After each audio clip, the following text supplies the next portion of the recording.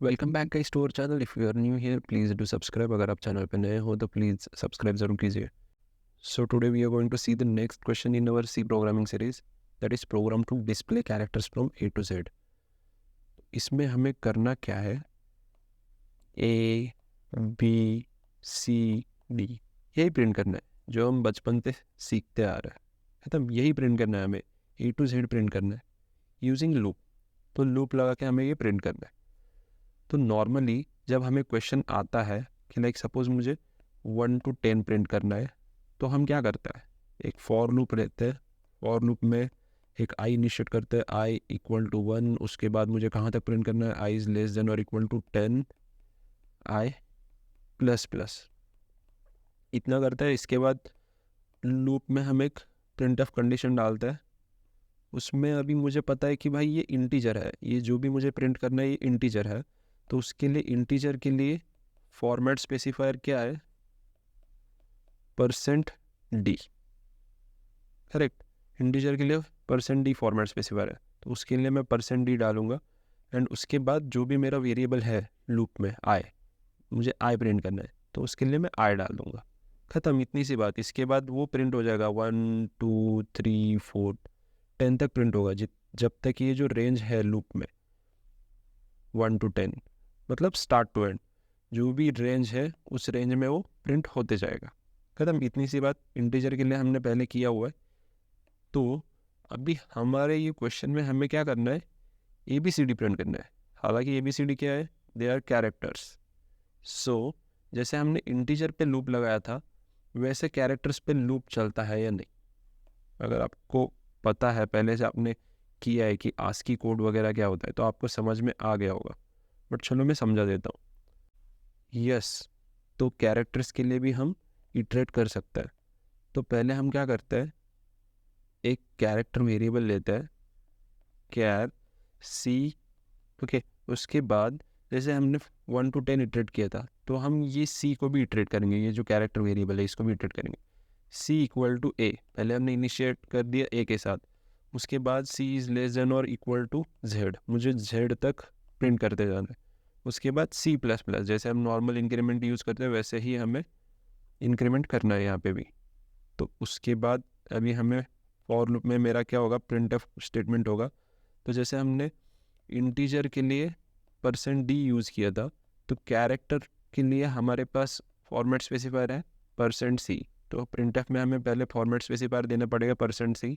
And उसके बाद हर एक कैरेक्टर के बाद मुझे स्पेस डालना है। तो मैं क्या करूँगा, ये जो फॉर्मेट स्पेसिफायर है उसके बाद एक स्पेस छोड़ूंगा एंड उसके बाद डबल कोट, ताकि जब भी हमारा कुछ कैरेक्टर प्रिंट हो उसके बाद एक स्पेस एक्स्ट्रा ऐड करे वो, ताकि सारे क्लटर ना हो। Like A B C D की बजाय मुझे A space B A space C चाहिए। करेक्ट, तो उसके लिए मुझे स्पेस डालना है। एंड उसके बाद मैं क्या करूँगा, जो भी मेरा वेरिएबल होगा सी। ख़त्म, इतनी सी बात है। तो इसके बाद वो जो भी हमारा आउटपुट हमें चाहिए ए टू जेड प्रिंट करना है तो वो प्रिंट कर देगा। ख़त्म, बात यही बात है।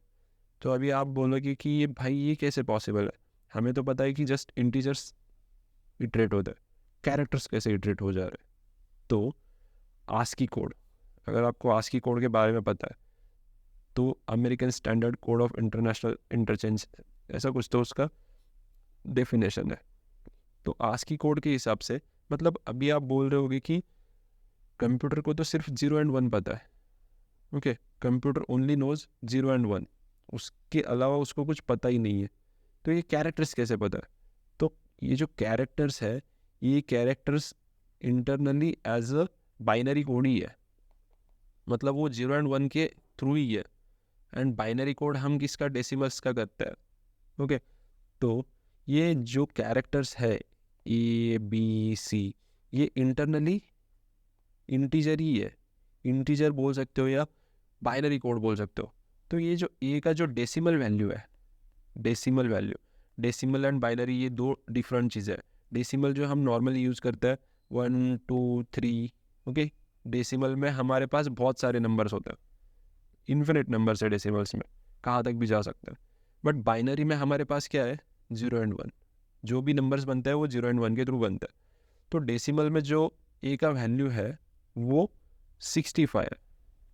अगर यहाँ पे ये देखोगे आप ASCII table, this is ASCII table. तो ये जो उबंटू में या लिनक्स में आप ये कमांड के थ्रू आप आस्की टेबल दे सकते हो, आस्की -d।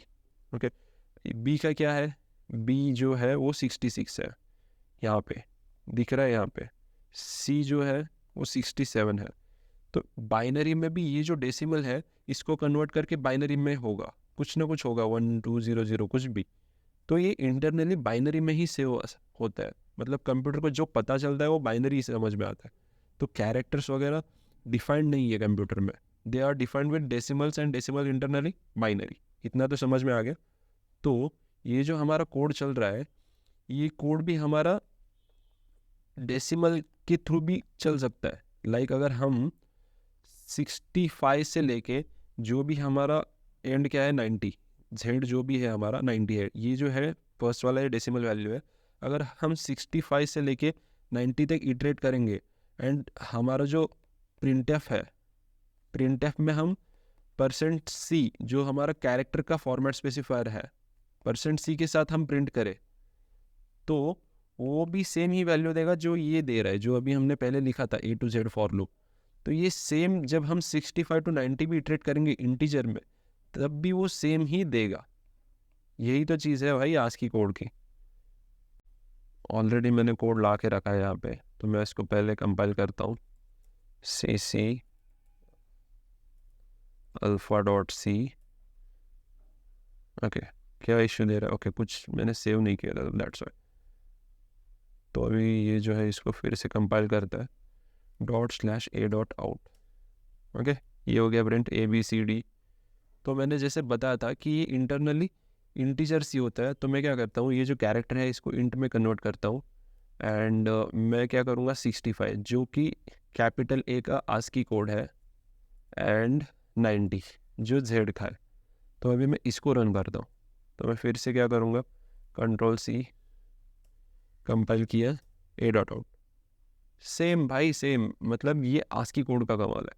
एंड और एक चीज़, जैसे मैं बोल रहा था कि इंटरनली ये जो कैरेक्टर्स है ये इंटीजर में ही डिनोटेड है। तो अभी मैं क्या करता हूँ, ये जो प्रिंटएफ में हमने फॉर्मेट स्पेसिफायर यूज़ किया था कैरेक्टर का, तो उसकी जगह हम इंटीजर का फॉर्मेट स्पेसिफाई यूज़ करते हैं।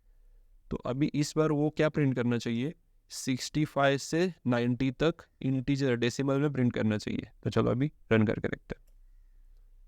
That's it guys.